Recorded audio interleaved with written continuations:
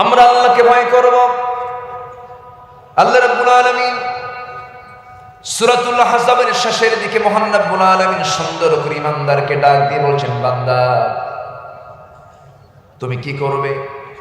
তিনটা কাজ তুমি করবে, বিশাল পুরস্কার আমি তোমাকে দিয়ে দেব। কয়টা কাজ? তিনটা কাজ। আমরা শিখে যাব, জোরে বলি ইনশাআল্লাহ।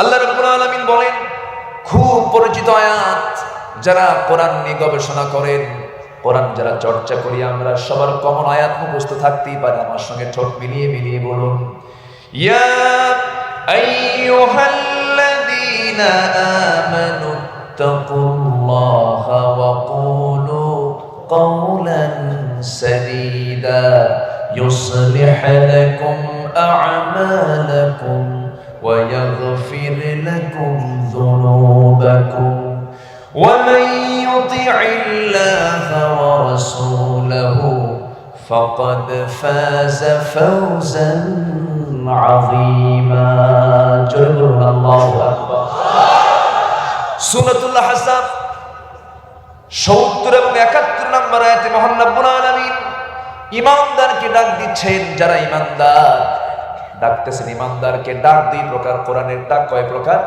দুই প্রকার। ইয়া আইয়ুহান নাসু উবুদু রাব্বাকুমুল্লাযী খালাকাকুম ওয়াল্লাযীনা মিন ক্বাবলিকুম লাআল্লাকুম তাত্তাকুন।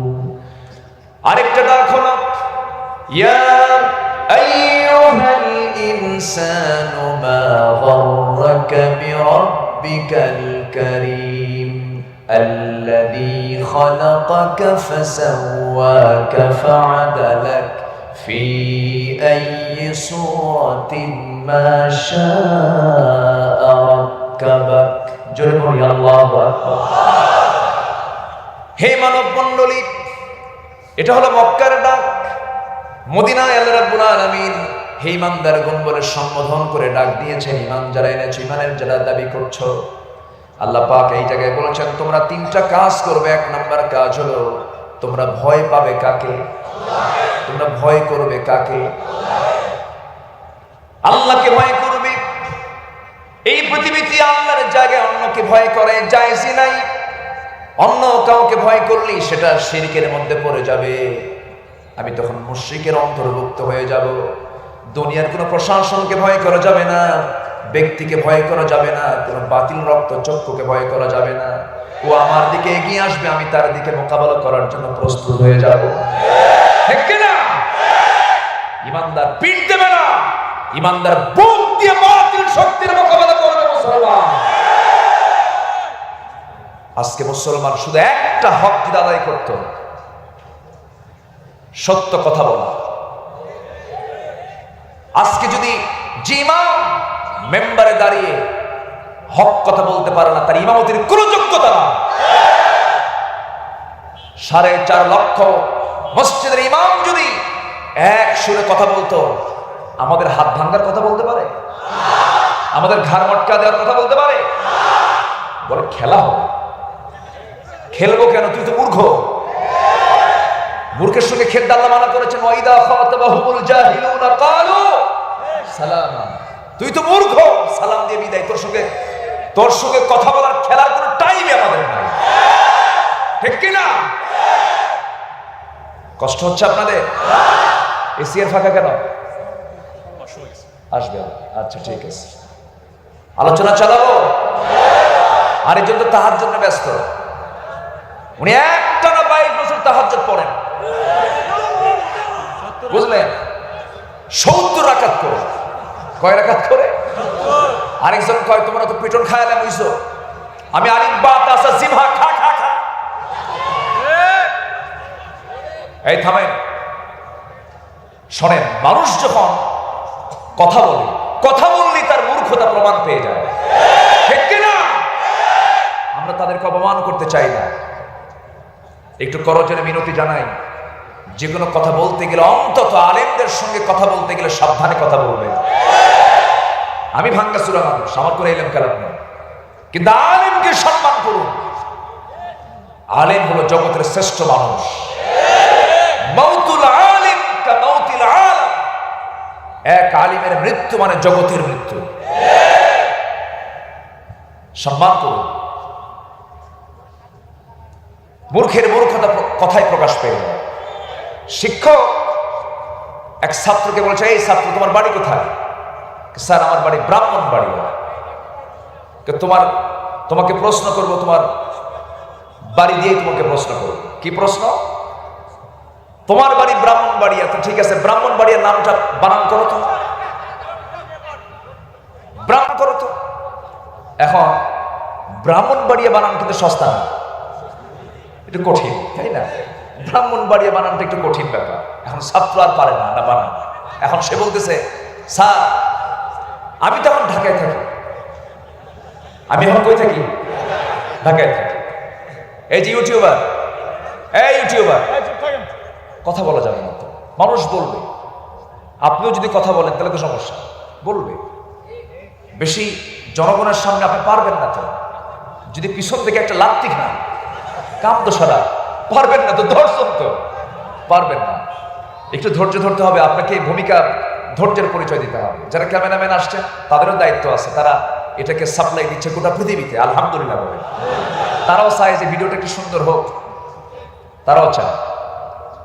ধৈর্যের দরকার আছে না নাই? সম্মানিত ভাই, তাহলে মূর্খের মূর্খতা প্রকাশ পেয়ে যায়। একটু কথা বললেই টের পাওয়া যায় সে কত নম্বর মূর্খ। অতএব কথা আগে না চিন্তা আগে? বলেন, কথা আগে না চিন্তা আগে? আগে চিন্তা, এরপরে কথা। কোন কথা কবুল হবে না আমল ছাড়া। কোন কথা আমল কবুল হবে না নিয়ত ছাড়া। কোন কথা আমল নিয়ত কবুল হবে না রাসূলুল্লাহর সুন্নাহ পদ্ধতি ছাড়া। অতএব একটার সঙ্গে আরেকটা সম্পর্ক আছে না নাই? আপনি তাহাজ্জুদ পড়বেন, মানুষকে বলবেন কেন? হ্যাঁ, আপনি আলিফ বা তাসবিহ শিখছেন, মানুষকে বলবেন কেন? সব বোঝা যায়। কি জন্য বলেন আপনারা? না, এত কৃপণ হওয়া যাবে না। মুসলমান কৃপণ হবে না উদার হবে? কৃপণ হবে না উদার হবে? উদার হবে। মুসলমান কখনো কৃপণ হবে না, মুসলমান হবে উদার। মুসলমান হবে আকাশের মতো উদার। মুসলমান কখনো কৃপণতার কাতারে তার নামটা থাকতে পারে না। মুসলমান সবার জন্য তারা কি হবে? আল মুসলিম আখুল মুসলিম। ইন্নামাল মুমিনুনা ইখওয়া ফাসলিহু বাইনা আখওয়াইকুম। তোমাদের ভাই ভাইয়ের কোনো সমস্যা হলে সমাধান করে ফেলো, সংশোধন করে ফেলো, গন্ডগোল করতে যেও না। কার কথা? এরপরে বলছেন ওয়াত্তাকুল্লাহ, তুমি আল্লাহকে ভয় করো। আমার বন্ধুগণ, একটু কান লাগান, মনোযোগ দিয়ে শোনার চেষ্টা করুন। আল্লাহ রাব্বুল আলামিন বলছেন, বান্দা আমাকে তুমি ভয় করো। আমার ভয়টা তোমার মধ্যে যদি জাগ্রত হয়ে যায়, পৃথিবীর কোনো ভয় তোমাকে পরাজিত করতে পারবে না। এই ভয়ের মাধ্যমেই তুমি আমার জান্নাতে প্রবেশ করবে। জোরে বলি সুবহানাল্লাহ। আল্লাহ বলছেন, ওয়া আম্মা মান খাফা মাকামা রাব্বিহি ওয়া নাহান নাফসা আনিল হাওয়া ফাইন্নাল জান্নাতা হিয়াল মাওয়া। জোরে বলুন আল্লাহু আকবার। যার দিলের ভিতরে আল্লাহর ভয়টা জাগ্রত হয়ে যাবে, তার ঠিকানা হবে জান্নাতুল মাওয়া। কার ঘোষণা? আসতে বলবেন না, কার ঘোষণা? সাথে আরেকটা কথা বলছেন, শোনো, প্রবৃত্তির দাস হওয়া যাবে না, নফসের তোমার তাবেদারি করা যাবে না। ওয়া উহদিরাতিল আনফুসিশ শুহা, প্রত্যেকটা অন্তরই সংকীর্ণ, অন্তর খারাপ, কিছু চাই, অন্তর ওয়াসওয়াসা দিয়ে থাকে। অন্তরের ট্রিটমেন্ট আছে না নাই? আসতে বলবেন না, আছে না নাই? অন্তরের ট্রিটমেন্ট তো অন্য কিছু নাই। সবাই বলুন, কুল আউযু বিরাব্বিন নাস মালিকিন নাস ইলাহিন নাস মিন শাররিল ওয়াসওয়াসিল খান্নাস আল্লাযী ইউওয়াসওয়িসু ফী সুদুরিন নাস মিনাল জিন্নাতি ওয়ান নাস। জোরে বলি আল্লাহু আকবার। শয়তান তো ওয়াসওয়াসা দেয়। আল্লাযী ইউওয়াসওয়িসু ফী সুদুরিন নাস কুলুবিন নাস বলা হলো না? কলব তো আল্লাহর নির্দেশে চলে। কলবটা চালান কে? আসতে বলবেন না, কে চালান? ইয়া মুকাল্লিবাল কুলুব সাব্বিত কলবি আলা দীনিক। কলব কিন্তু আল্লাহ চালান, কিন্তু নফস, এই সুদূরটা হলো কলবের দরজা। শয়তান ওই কলবের দরজা পর্যন্ত আসতে পারে। এই জন্য আল্লাহ রাব্বুল আলামিন এই জায়গায় বলেছেন, আল্লাযী ইউওয়াসওয়িসু ফি সুদুরিন নাস মিনাল জিন্নাতি ওয়ান নাস। এই সদরে এসে দরজায় এসে ধাক্কা মারে, ধাক্কা মারতে গিয়ে বান্দা তুমি আমার কাছে আশ্রয় চেয়ে নেবে, শয়তান তোমাকে আর ওয়াসওয়াসা দিতে পারবে না। এই জন্য শয়তানের ওয়াসওয়াসা থেকে বাঁচার জন্য কোরআন দরকার আছে না নাই? আসতে বলবেন না, আছে না নাই? যে সমাজে কোরআন তেলাওয়াত নাই সেই সমাজে শয়তান আছে না নাই? আসতে বলবেন না, আছে না নাই? আজকে আমার দেশে কিছু বেয়াদব আছে না নাই? বেয়াদব তারাই হয় যারা কোরআন পড়ে না, ঠিক কিনা? কোরআন যে পড়ে সে কখনো বেয়াদব হয় না, তার মধ্যে আদব থাকে, তার মধ্যে আদব থাকে। কোরআন তো আদব শিখায় দেয়। যে কোরআন পড়ে না তার মধ্যে আদবটা কাজ করবে কেমনে? একটা প্রশ্ন যদি করি, উত্তরটা দিবেন ঠিক চিন্তা করে বলবেন। আজকের যে সামাজিক চিত্র, মুসল্লি ইমাম মুসল্লিকে ধমকায় না মুসল্লি ইমামকে ধমকায়? হ্যাঁ, মুসল্লি ইমামকে ধমকায়। ইমাম যখন শোনে মসজিদের সভাপতি মারা গেছে, মারা গেলে মানুষ কি বলে? ইন্না লিল্লাহ। ইমাম সাহেব যখন শোনে সভাপতি মারা গেছে বলে আলহামদুলিল্লাহ। মানে এমন জ্বালাইছে ইমামের মুখ থেকে আর আলহামদুলিল্লাহ ইন্না লিল্লাহ বের হয় না। কি কথা কি বুঝতেছেন? আচ্ছা, ভার্সিটিগুলোতে কলেজগুলোতে শিক্ষক ছাত্রকে ধমকায় না ছাত্র শিক্ষককে ধমকায়? ছাত্র শিক্ষককে ধমকায়। ছাত্র শিক্ষকের রুমে ঢোকা মাত্রই শিক্ষক দাঁড়ায় বলে বাবা বসো, তুমি যা বলবা তাই হবে, ঠিক কিনা? কেন কেন এগুলো হচ্ছে? এটার মূল কারণ হলো আদবের শিক্ষা তাকে দেওয়া হয় না। অধিকাংশ ফ্যামিলিতে বাবা ছেলেকে ধমকায় না ছেলে বাপকে ধমকায়? ছেলে বাপকে ধমকায়। বেশি বোঝো না, তুমি তো পুরাতন মানুষ, কচু বোঝো। এরকম সন্তান আছে না নাই? কেন?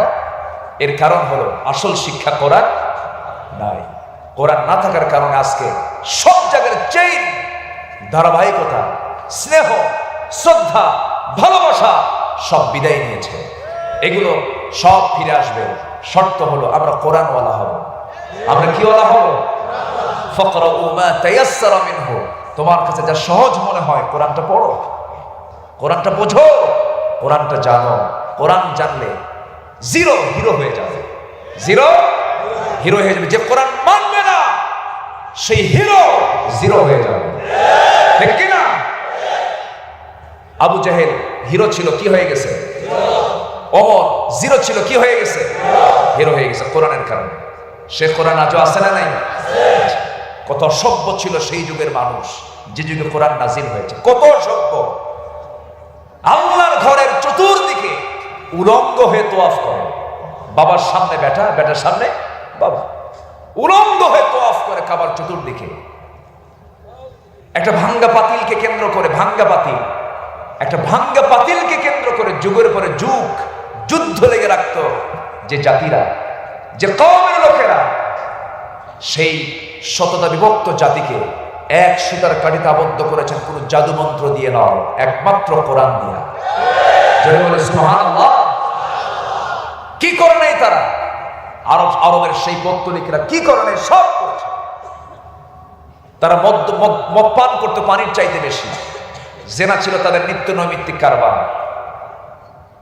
কোনো দাম ছিল না সেই যুগে নারী। সেই যুগে আল্লাহ রাসূল বলে ফেললেন, যার ঘরে 3টা মেয়ে তার জন্য 3টা পৃথক জান্নাত। জোরে বলে সুবহানাল্লাহ। বিআইয়ি যামবিন কুতিলাত, কোন অপরাধে মেয়ে সন্তানগুলোকে হত্যা করা হয়েছে? একমাত্র কারণ ছিল নারী হয়ে জন্ম নিল কেন?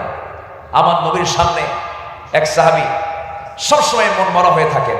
রাসূল বললেন, ও সাহাবী তোমার মন মরা কেন? সুন্দর চেহারার মানুষ, হাসো না কেন? হুজুর ইসলাম তো কবুল করছি ভালোই, আমার সব গুনাহ মাফ হলেও আমার মনে হয় একটা গুনাহ আমার মাফ হবে না। রাসূল বলেন, কি গুনাহ হুজুর? আপনি মেয়েদের পক্ষে এত ওয়াজ করেন, মেয়েদের পক্ষে আপনি এত কথা বলেন, কিন্তু সেই মেয়েকে আমি দারুণ জুলুম করেছি। আমার একটা মেয়েকে আমি নিজের হাতে জাহেলি যুগে খুন করে ফেলেছি, আল্লাহ কি আমাকে মাফ করবেন? রাসূল বললেন, শোনো, আমি তো শুনেছি বহু কথা, আমি দেখি নাই, তুমি আজকে আমাকে একটু শোনাও তো, তুমি একটু ওয়াজ করো তো, আমি একটু শুনি তো। রাসূল কিন্তু মাঝে মাঝে শুধু বলতেন না, মাঝে মাঝে শুনতেন। সুবহানাল্লাহ। কিছু কিছু লোক আছে খালি শোনে, খালি বলে, কিন্তু শুনতে চায় না, আছে না নাই? শোনা এবং বলা দুটাই দায়িত্ব, আছে না নাই? আচ্ছা, রাসূল শুনতেন। সাহাবীকে বলেন, সাহাবী একটু বলো তো, তোমার ঘটনাটা কি, একটু শোনাও তো। নীরবে সময় দিয়ে তার কাছ থেকে শুনতে শুরু করলেন। বলো তো সাহাবী, তুমি কি করেছিলে বলো তো, আল্লাহ অবশ্যই মাফ করবেন, বলো, যে শুনি।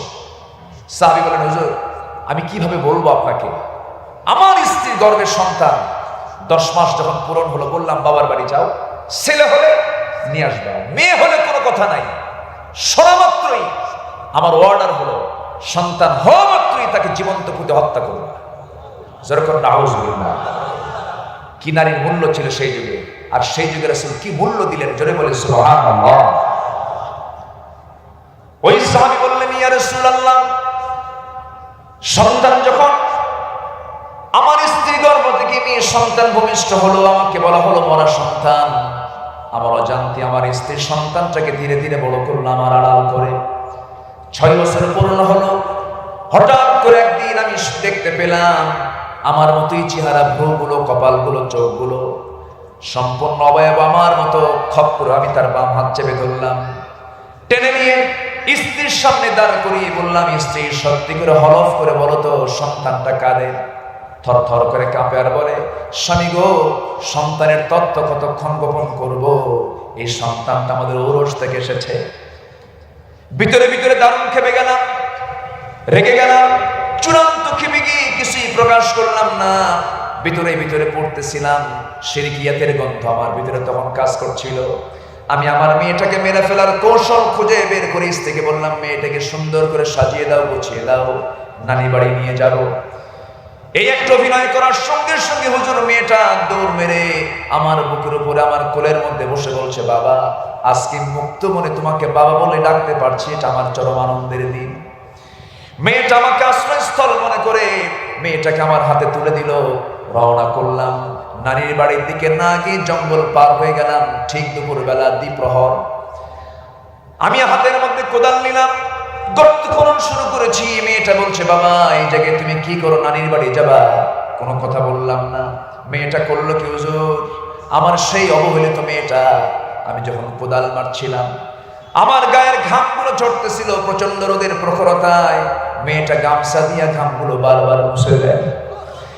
আমার দাড়ির ভিতরে সিটকে সিটকে বালুগুলো আসতেছিল, বালুগুলো তার ছোট ছোট নখ দিয়ে খেলাল করে করে সেই বালুকণাগুলো আমার দাড়ি থেকে সাফ করে দেয়, আর বলে, বাবা নানির বাড়ি যাবে কখন, কিন্তু তুমি কেন গর্ত খনন করছো?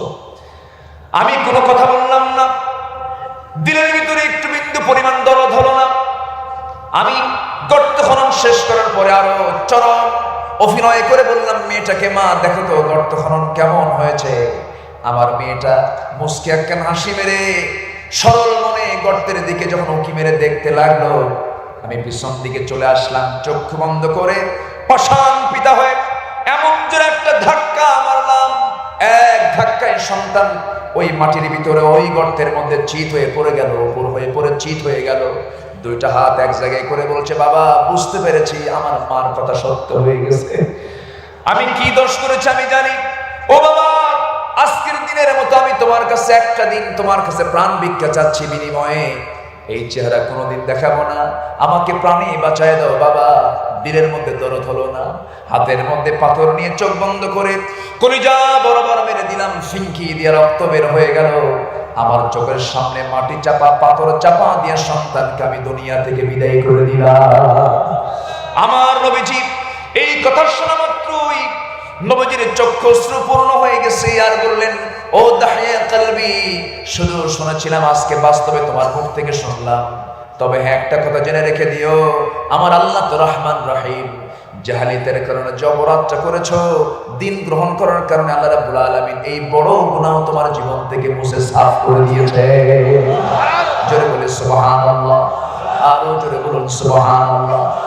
সেই নারীকে সম্মান দিয়েছে ইসলাম, সেই নারীকে সম্মান দিয়েছে ইসলাম, সম্মান দিয়েছে।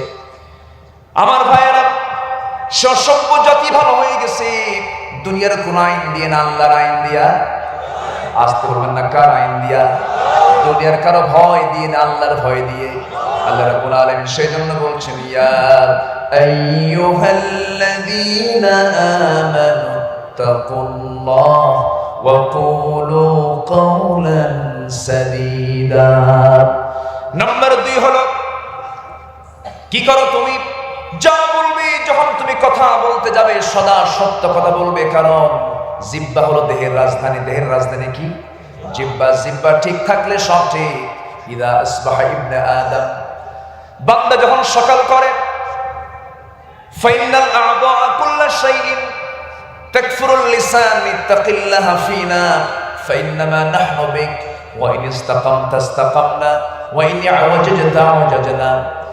সকালবেলা যখন বান্দা ঘুম থেকে উঠে, ঘুম থেকে ওঠার সঙ্গে সঙ্গে সমস্ত অঙ্গ প্রত্যঙ্গ গুলো, মাথা থেকে শুরু করে পা পর্যন্ত যত অঙ্গ প্রত্যঙ্গ গুলো আছে, সমস্ত অঙ্গ প্রত্যঙ্গ গুলো সব জিহ্বার কাছে এসে আরজি করে, হে জিহ্বা ইত্তাকিল্লাহা ফিনা, দয়া করে তুমি আমাদের জন্য আল্লাহকে ভয় করো।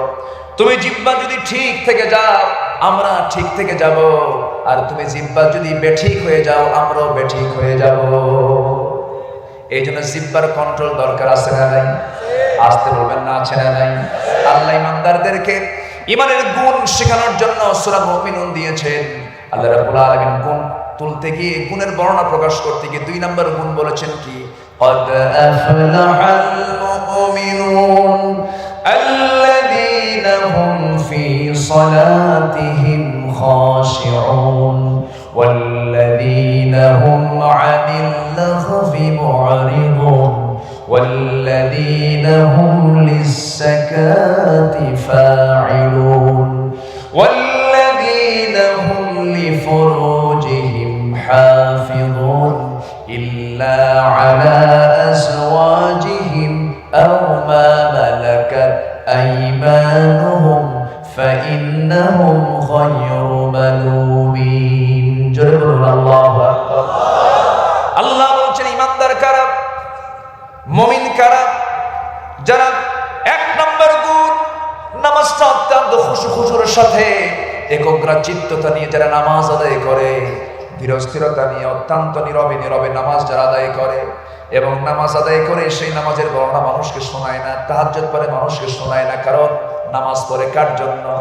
আল্লাযীনা হুম আন সালাতিহিম সাহুন আল্লাযীনা হুম ইউরাউনা ওয়া ইয়ামনাউনাল মাউন। জোরে বলুন আল্লাহু আকবার। নামাজ পড়ব আমরা কার জন্য? আল্লাহর জন্য। নাম্বার 2 হলো, যারা অনর্থক কথা থেকে নিজেকে গুটিয়ে রাখে, নিজেকে নিবৃত রাখে, বিরত রাখে, অনর্থক বাজে কোনো কথা মুখ থেকে বের করে না। রাস্তার চৌমুহনীতে গীবতের আড্ডাখানা আছে না নাই? বলেন। চার দোকান আছে না নাই? আমাদের গীবতের বিরুদ্ধে আন্দোলন করা দরকার, মিথ্যার বিরুদ্ধে আমাদের সোচ্চার হওয়া দরকার। সমস্ত কেমন যেন হয়ে যাচ্ছে, মিথ্যার রাজত্বে সব সেয়ে গেছে, গীবতের সরাসরি হয়ে গেছে, কিছু পাইলেই গীবতের কারবার আছে না নাই? বলেন। আচ্ছা, অথচ গীবত করে ইমানদারের কাজ নাকি? আসতে বলি, ইমানদারের কাজ নাকি? এই জন্য আমরা জিহ্বাকে কন্ট্রোল করব। আমার রাসূলকে এক সাহাবী জিজ্ঞাসা করলেন, মান নাজাহ ইয়া রাসূলুল্লাহ, হে রাসূল আমি নাজাত পাবো কেমনে? রাসূল বললেন, আমসিক আলাইকা লিসানাক ওয়াল ইয়াসাকা বাইতাক ওয়াবকি আলা খাতিআতিক। হে সাহাবী, তুমি 3টা কাজ করলে নাজাত পেয়ে যাবে। 1 নম্বর হলো জিহ্বাকে কন্ট্রোল করবে। কাকে? জিহ্বাকে কন্ট্রোল করবে। আমসিক আলাইকা লিসানাক, অর্থাৎ রসনাকে নিয়ন্ত্রণ করবে, জিহ্বাকে নিয়ন্ত্রণ করবে। নাম্বার 2 হলো বিনা অজরে বিনা প্রয়োজনে বাইরে বের হয়ে আড্ডা মারার দরকার নাই। বাড়িতে প্রয়োজনে থাকো, বাড়ির হক আছে না নাই? আসতে বলবেন না, আছে না নাই? নাম্বার 3 হলো কি আলা খাতিআতিক, জীবনে তোমার যত পাপ হয়ে গেছে, যত পাপ কাজ করেছো, পাপের কথা বারবার মনে করে চোখের পানি ফেলে আল্লাহর কাছে কাঁদো। আল্লাহর কাছে একটু চোখের পানি ফেলে ফেলে কাঁদো। আল্লাহকে বলো, আল্লাহ তুমি তো সবচাইতে বড় সত্তার, তোমার চাইতে বড় সত্তার এই পৃথিবীতে কেউ নাই। আমি এতগুলো পাপ করার পরে তুমি আল্লাহ গোপন করে রেখেছো, দুনিয়াতে যেমন গোপন করেছো আখিরাতেও তুমি আমার জন্য গোপন করে জান্নাতটা দিয়ে দিও। আল্লাহর কাছে বলতে হবে আমাদের কি সবচেয়ে বড় প্রেম করতে হবে আল্লাহর সাথে, কারণ সবচেয়ে বড় প্রেমিক কে? সবচেয়ে বড় প্রেমিক কে? আল্লাহ। ওয়াল্লাযীনা আমানু আশাদ্দু হুব্বান লিল্লাহ, ঈমানদার যারা তারা সবচেয়ে বেশি মহব্বত করে কাকে? আসতে বলবেন না কাকে? আল্লাহকে। আল্লাহর মহব্বত, নবীর মহব্বত, পিতামাতার মহব্বত, দ্বীনি মহব্বত, স্ত্রী মহব্বত, সন্তান সন্ততির মহব্বত, সব মহব্বতকে আপনি এক কাতারে নিয়ে আসতে পারবেন না। পৃথিবীর সব মহব্বত এক পাল্লায় দেন, আল্লাহর মহব্বত এক পাল্লায় দেন। আল্লাহর মহব্বতটাই বেশি ভারী করতে হবে, ঠিক কিনা বলেন? পৃথিবীর সমস্ত মানুষের মহব্বতকে এক পাল্লায় দিয়ে দেন, আমার আল্লাহর মহব্বত আমার প্রতি এক পাল্লায় দিয়ে দেন। কার মহব্বত ভারী হবে? আসতে বলবেন না কার মহব্বত ভারী হবে? বাপ মামাকে বেশি ভালোবাসেন না আল্লাহ আমাকে বেশি ভালোবাসেন? আমাকে বেশি ভালোবাসেন কে? আল্লাহ আমাকে বেশি ভালো। আমাকে বানিয়েছেন কে? কে বানাইছে আমারে? আল্লাহ বানাইছে। সে আল্লাহকে আমরা ভয় করব, সে আল্লাহর কাছে আমরা ধর্ণা দেব, আল্লাহকে বেশি করে মহব্বত করব, এবং আমাদের মুখ থেকে সোজা সাপটা কথা বের হবে। মুখ থেকে কখনো বাজে কথা বের হবে না, মিথ্যা কথা বের হবে না। এমন সাক্ষী দিতে যেও না যা তুমি দেখো নাই। আমার দেশে এমন সাক্ষীর ইতিহাস গড়েছে, জন্ম হলো 79 সাল, ঘটনা হলো 71। আসতে বলবেন না আছে না নাই? আছে না নাই? মরো, উপর করে জাহান্নাম দেবে আল্লাহ। আগে মরো, তোমরা উঠবা আমরা উঠবো, দেখবো তো, খেলা হবে না? আমরা দুনিয়ায় খেলতে চাই না, আমরা খেলতে চাই হাসরের ময়দানে। সেই দিন দেখা হবে, সেই দিন বিচার করবেন কে? আসতে বলবেন না বিচার করবেন কে? সেই দিন সবার সামনে আছে না নাই? সম্মানিত ভাইরা, সম্মানিত বন্ধুগণ, আমাদের বিরুদ্ধে কেন যে লাগলো বুঝলাম। 1971 সালের দেশ স্বাধীন হয়েছে, আজকে 2021, 50 বছর স্বাধীনতা। এই 50 বছরে কোন আলেমরা কি ক্ষমতা পাইছে? আজ থেকে ক্ষমতা পাইছে? ক্ষমতা তো কোন আলেমরা যায় না। তা আলেমরা ক্ষমতায় গেল না, দেশ চালালো না, তোমরা চালাইছো দেশ, খাইছো তোমরা, ঠিক কিনা? আমাদের দোষ দাও কেন? আমাদের দোষ দাও কেন? তোমরাই চুরি করেছো, তোমরাই ডাকাতি করেছো, ঠিক কিনা? আমার কথাটা বঙ্গবন্ধু বলে গেছে, দেশ স্বাধীন করে মানুষ পায় তেলের খনি, গ্যাসের খনি, স্বর্ণের খনি, আমি পাইছি চোরের খনি। আমার ধরতে পারবেন না তো, বঙ্গবন্ধুর বক্তব্য এটা। সব চুরি বন্ধ হবে, চুরির শাস্তি কোরআনের যে আইন, সে আইন কার্যকর করতে হবে, চোর থাকবে না। সব ডাকাতি বন্ধ হবে, ডাকাতের শাস্তি কোরআনে যা আছে বাস্তবায়ন করতে হবে। সকল জেনা, ব্যভিচার, ধর্ষণ বন্ধ হবে, কোরআনে যা আছে সেটাকে কার্যকর করতে হবে, ঠিক কিনা? ধর্ষণের শাস্তি মৃত্যুদণ্ড দিছে না, আইন করছে না এটা? অথচ ধর্ষণের শাস্তি আজ থেকে কত আগে, ১৩,০০০ বছর আগে আল্লাহ পাক কোরআনে বলে দিয়েছে। শোনে মানে কিন্তু চিত হয়ে পড়ার পর শোনে। আমার বন্ধুগণ, পাপ হতে পারে, কিন্তু ইচ্ছা করে পরিকল্পিত কোনো পাপ আমরা করতে যাব? পাপ করতে যাব? সবার জীবনে পাপ আছে না নাই? পাপ নাই কার? হ্যাঁ, পাপ নাই কার? ফেরেশতাদের। ফেরেশতার পাপ হবে কেমনে? পাপ করার তো যোগ্যতাই নেই। যোগ্যতাই? আর আমাদের যোগ্যতা আছে, যেন আমাদের পাপ আছে। পাপ হবে। মানুষ যার নাম, সে পাপ। সে কি? পাপ। মাফ করবেন কে? পাপ হবে আমার, মাফ করবেন। আমার দায়িত্ব পাপ করা, আর আল্লাহর দায়িত্ব মাফ করা। অতএব আজকের থেকে পাপ করব, ঠিক আছে? আচ্ছা, এর মানে কিন্তু এটা না পাপ হবে। পাপ হবে না কেন? পাপ হয়ে যাবে, হঠাৎ করে স্লিপিং তো হবে, আমরা মিসগাইড হয়ে যাব, কারণ শয়তান তো লেগেই থাকে, বোঝেন না? শয়তান তো নাসর, খুব ডিস্টার্ব করে শয়তান। ফজরের সময় উঠতে দেয় না, ঠিক কিনা? ঘুমা দিলাম, পেশাব করি, গোমা। শয়তান তো ডিস্টার্ব করে, আসসালাতু খায়রুম মিনান নাওম, কিন্তু কানে ঢুকাই দেয় শয়তান আসসালাতু, না কি বলে, আন-নাওমু খায়রুম মিনাস সালাত। ঘুমই নামাজ থেকে উত্তম। শয়তান শুধু এই ওয়াজ করে, ঘুমের মধ্যে কখন কাজা হয়ে যায় খেয়াল রাখে না। শয়তান তো মারাত্মক জিনিস। শয়তান আছে না নাই?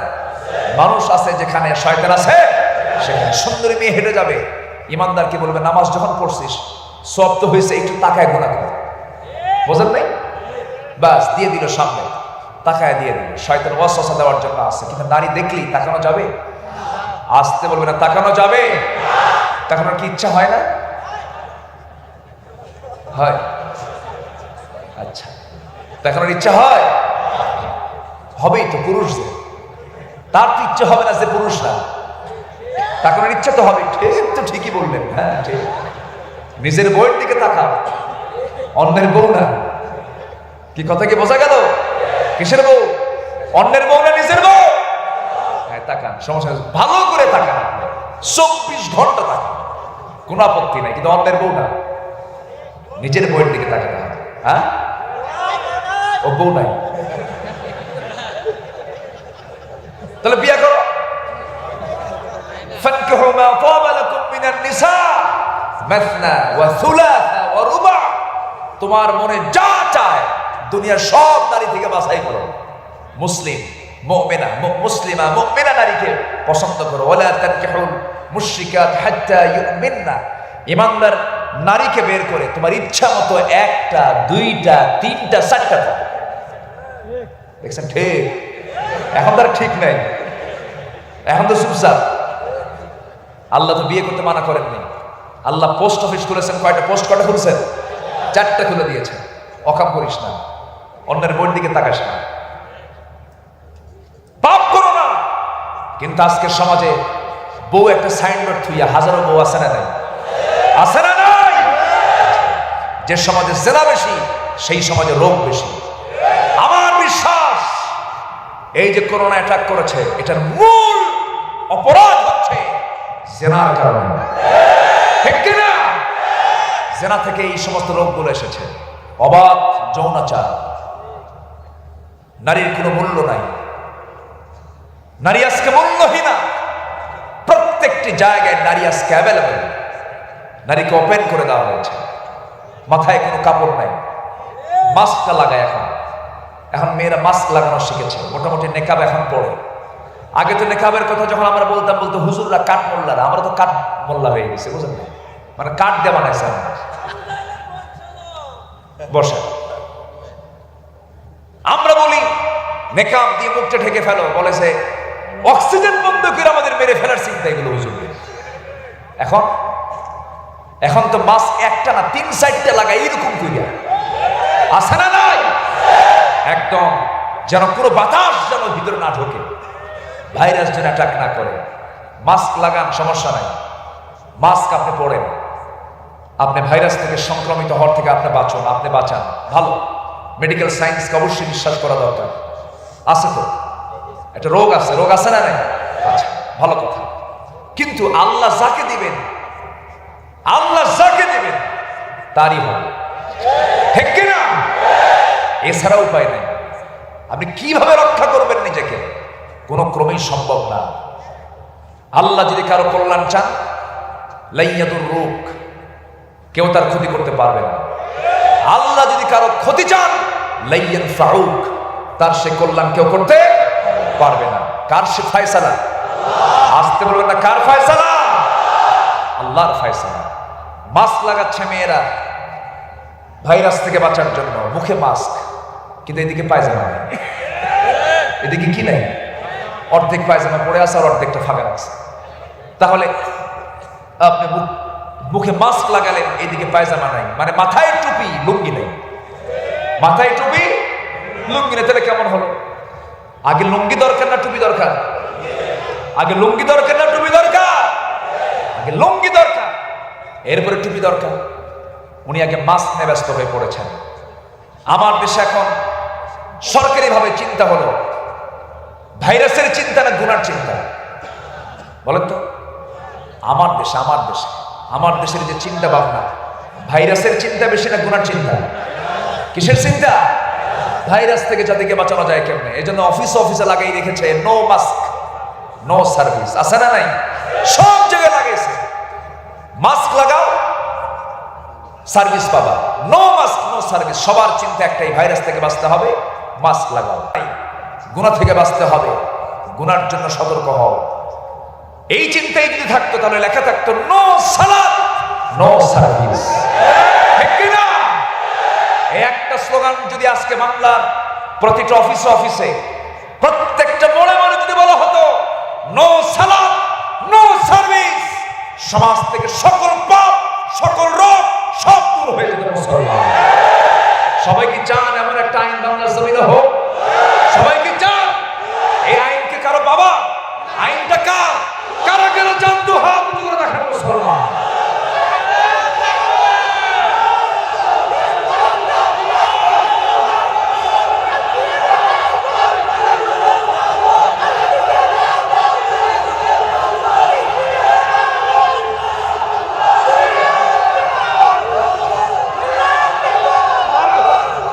আল্লাহ সবার হাতকে কবুল করুন।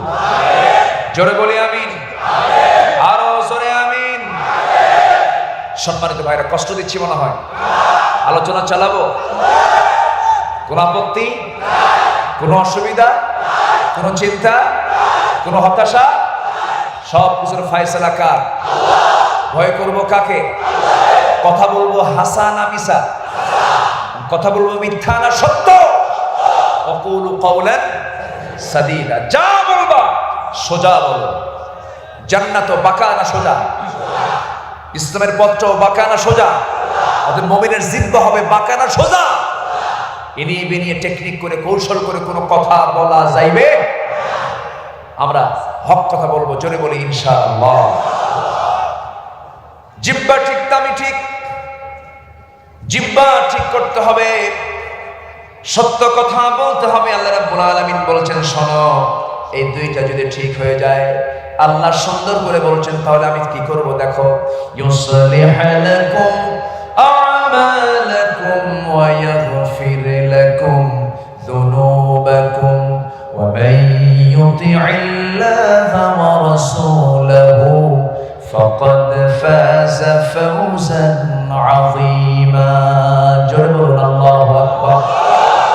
তোমরা যদি আমাকে ভয় করার মতো ভয় করতে পারো, আর সদা সত্যবাদিতার পরিচয় যদি দিতে পারো, আমি তোমার জীবনের আমলগুলো দেখবো। আমি আমলগুলোর মধ্যে যদি তোমার কোনো ভুল ভ্রান্তি হয়ে থাকে, সেই ভুল ভ্রান্তিগুলো আমি আল্লাহ ধরে ধরে সংশোধন করে দেব, ঠিকঠাক করে দেব, তোমাকে 5 নাম্বার দিয়ে দেব, জান্নাতে যাওয়ার উপযোগী করে দেব। আর তোমার জীবনের অর্জিত যত গুনাহ বান্দা করেছো, সমস্ত গুনাহগুলো আমি আল্লাহ একটা একটা করে মাফ করে দেব। জোরে বলেন সুবহানাল্লাহ। সব গুনাহ মাফ হবে, আমার সমস্ত ভুল ভ্রান্তিগুলো সব সংশোধন হয়ে যাবে। কন্ডিশন, শর্ত হলো আমাকে ভয় করতে হবে কাকে? ইবাদত করতে হবে কার? ঈমান আনতে হবে কার উপরে? ঈমান আছে যেখানে শিরিক থাকে, কিন্তু আমার দেশে শিরিক মিশ্রিত ঈমান আছে না নাই? আছে না নাই? ঈমানদার কিন্তু শিরিক করে, মাজার দেখলে শীত হয়ে পড়ে, এরকম লোক কিন্তু আমার দেশে আছে। সামনে মাজার দেখলে ট্রাক থামায়, বাস থামায়, বস সামনে মাজার শরীফ আছে না? কে বলে? হেল্পার ড্রাইভারকে বলে, বস সামনে মাজার শরীফ, একটু থামেন, ট্রাক অ্যাক্সিডেন্ট হতে পারে, বাবার দরবারে দিলে আর অ্যাক্সিডেন্ট হবে না। আছে না? আসতে কোন কোন আছে না নাই? মনে হয় এই অঞ্চলে এগুলো নাই। আছে নাকি? কি যে মুশকিল। মাজার শরীফে যিনি শুয়ে আছেন তার নাম হলো ভাই পাগলা। কি নাম? ভাই পাগলা। আচ্ছা, মাজারে যিনি শুয়ে আছেন তার নাম হলো কালু শাহ, গ্যান্দা শাহ, ঘোড়া শাহ, বিড়াল শাহ, কুত্তা শাহ, বদনা শাহ। আছে না নাই? এই হলো আমাদের মাজারের অবস্থা। আচ্ছা, যে লোকটা মরে গেছে, ওর চাইতে আমার হাল, যে মরে গেছে তার কি কোনো শক্তি আছে? তার কি নতুন করে কোনো আমল করার কোনো সুযোগ আছে? ইনকাতা আমালুহু, তার সমস্ত আমলগুলো কি হয়ে গেছে? বন্ধ হয়ে গেছে, আর সে আমল করতে পারবে না। সে তো নিজেই দুর্বল, আপনাকে সবল করবে কেমন? ও তো নিজেই বিপদে আছে, ঠিক কিনা? অথবা আপনার সে কল্যাণ করবে কেমনে? বাবার দরবারে যা শীত হয়ে পড়ে, বাচ্চা হয় না, বাবার পিছনে যায় ধর্ণা দিয়ে থাকে। আল্লাহর কসম করে বলি, সতর্ক করে দিচ্ছে সবাইকে, এই কথাগুলো বলা দরকার। এখনো মূর্খতাগুলো আছে না নাই? আছে। সতর্ক করে দিচ্ছি, একজন ব্যক্তিত্বহীন, অসামাজিক, বেনামাজি, সংসার বিরাগী, মস্তিষ্ক বিকৃত মানুষ কখনো আল্লাহর ওলি হতে পারে না। কথা বোঝা গেল? পাগল, ব্যক্তিত্বহীন, অসামাজিক, সংসার বিরাগী, এই জাতীয় লোক কখনো আল্লাহর ওলি হতে পারে না। অনেকে ভাবে এই লোকটা দুনিয়ার কোনো খেয়াল নাই, সালাদ চট পড়ে থাকে, স্টেশনের সিট হয়ে পড়ে থাকে, বউ নাই বাচ্চা নেই, বুঝে এই লোকটা বড় আল্লাহ। ওটা হলো সবচেয়ে বড় দুষ্ট, ঠিক কিনা? কথা কয় না, ভান করে থাকে, আছে না? কোনো কথা বলে না, সামনে কলম দেয়, কিছু কিছু পাগল যে বলে কলম দেয়, বাবা একটু লেখো তো, আমার কপালটা কি আছে একটু লেখো তো বাবা, আগ ফাঁক দেয়, সালাদ চট পড়ে করে। অনেকদিন আগে আমি গাবতলী দিয়ে যাচ্ছিলাম মানিকগঞ্জের দিকে, তো দেখি এরকম একটা সালার চটওয়ালা এক লোক হেঁটে হেঁটে যাচ্ছে, মাথার চুলে জট পাকতে পাকতে মহাজট, আছে না? এরকম আছে না? সে চুলগুলো উস্কো খুস্কো, ওর মধ্যে উকুন থাকতে থাকতে উকুন পর্যন্ত বিরক্ত। উকুন কয়, আল্লাহ আমি কি অপরাধ করলাম, তুমি এমন চুলে আমারে পাঠালা যে চুলের খাদ্য। এই হলো মাথার চুল, মোজ দাড়ি সমান, মোজ বড় হতে হতে দাড়ি পর্যন্ত চলে আসছে, মুখ দেখা যায় না, আছে না? নাই, হাসেও না, কান্দেও না। সামনে হেঁটে হেঁটে যাচ্ছে, পিছনে কিছু মূর্খ লোক, শার্ট প্যান্ট পরা, আমি দেখলাম যে শিক্ষিতই মনে হচ্ছে, পিছে পিছে যাচ্ছে আর বলছে, বাবা বাবা গো, তোর বাপ নাই? তোর বাপ, তুই তোর নিজের বাপকে ডাক, তুই অন্যের বাপকে ডাকিস কেন? ঠিক কিনা? বাবা, ও বাবা, আছে না? এরকম আছে না? ইয়া বাবা, কত যে ডাক, বিচিত্র ডাক। বাবা কথা বলো, বাবা। বাবা কোনো কথা পায় না, বাবা হাঁটতেছে, হাঁটতে হাঁটতে পেশাব করতেছে, আর পিছন থেকে বলে, এই তো বাবার কেবল রহমতের পানি ঝরা শুরু হয়েছে। জোরে কর নাউজুবিল্লাহ, জোরে কর নাউজুবিল্লাহ। এগুলো সব ভণ্ডামি। আমার দেশে এই মুহূর্তে পীর বেশি না মুরিদ বেশি? বলেন তো, পীর বেশি না মুরিদ বেশি? মানিকগঞ্জে গত বছর মাহফিলে গেছিলাম এক গ্রামে, যে গ্রামে মাহফিল করতে গেছে, বলে হুজুর এই গ্রামে 350 পীর। কয়শো পীর? 350 পীর। বললাম যে আমার দাওয়াত দিচ্ছেন কেন? হুজুর একটাও নামাজ পড়েন না। কি করেন? একটাও নামাজ পড়েন। তাহলে ভালোই তো, যে পীরের মুরিদ হলে নামাজ লাগবে না, এটাই তো ভালো।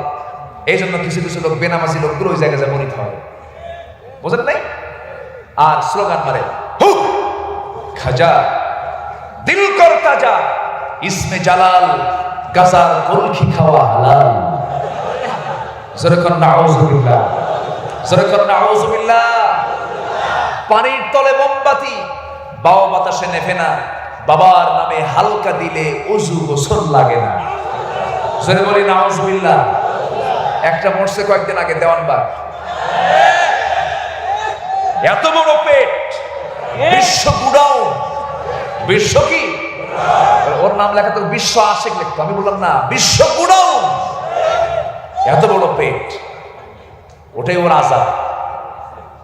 দুনিয়া থেকে বিদায় নিয়েছে, কত লোককে সে ধোঁকা দিয়েছে, কত সরল মনা লোকের ইমান সে ছিনতাই করে নিয়েছে। এগুলো থেকে বাঁচার দরকার আছে না নাই? আসতে বলবেন না, আছে না নাই? ওই সমস্ত দুষ্টদের কাছে আমরা যাবো না। জোরে বলি ইনশাআল্লাহ।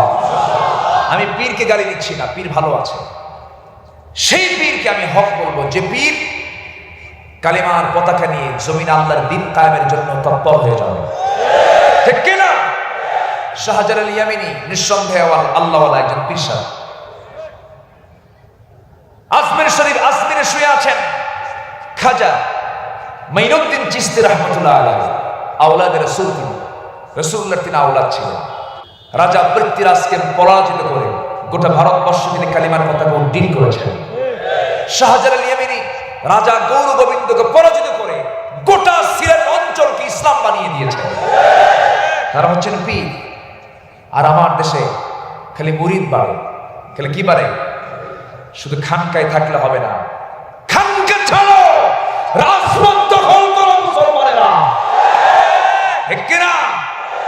মুসলমান রাসূল শুধু খানকায় বসে থাকেন না, রাসূল বাড়ি ছেড়েছেন, মামলা খেয়েছেন, রাষ্ট্রদ্রোহিতার মামলা। কিসের মামলা? এখন এগুলো আছে না নাই? রাসূল মামলা খেয়েছেন মানহানির মামলা। কিসের মামলা? মানহানি, রাষ্ট্রদ্রোহিতা, ধর্মীয় অনুভূতিতে আঘাতের অভিযোগে মামলা, নাশকতার মামলা।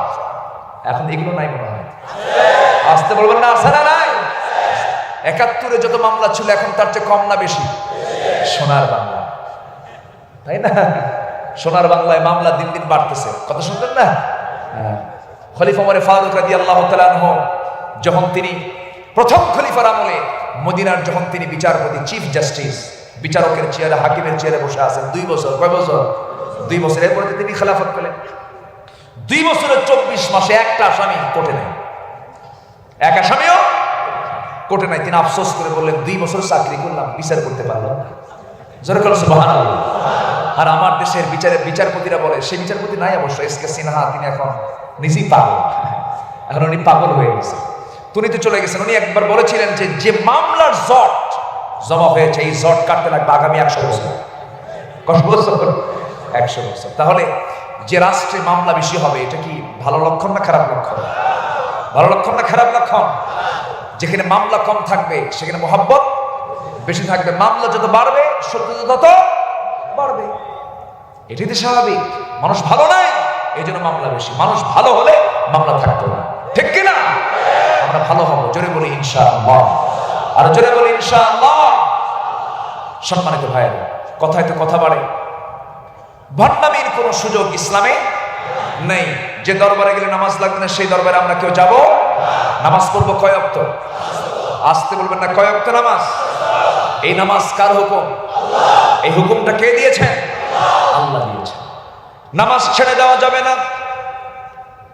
যে দরবারে গেলে পরে নামাজ লাগবে না, সেই দরবারে যাওয়াটা হারাম। যে দরবারে গেলে পরে পর্দা লাগবে না, সেই দরবারে যাওয়াটা হারাম। নবীজি পর্দার ব্যাপারে এতটুকু সচেতন ছিলেন, পর্দাহীনা নারী লবণ শূন্য তরকারির মতো। পর্দা থাকতে হবে মেয়েদের ভিতরে। ঝিনুকের পিঠে মুক্তা থাকে, সেই ঝিনুক থাকে সমুদ্রের তলদেশে। সেই তলদেশে থাকলে পরে ওই মুক্তার দামটা কত? ঝিনুকের পেটালার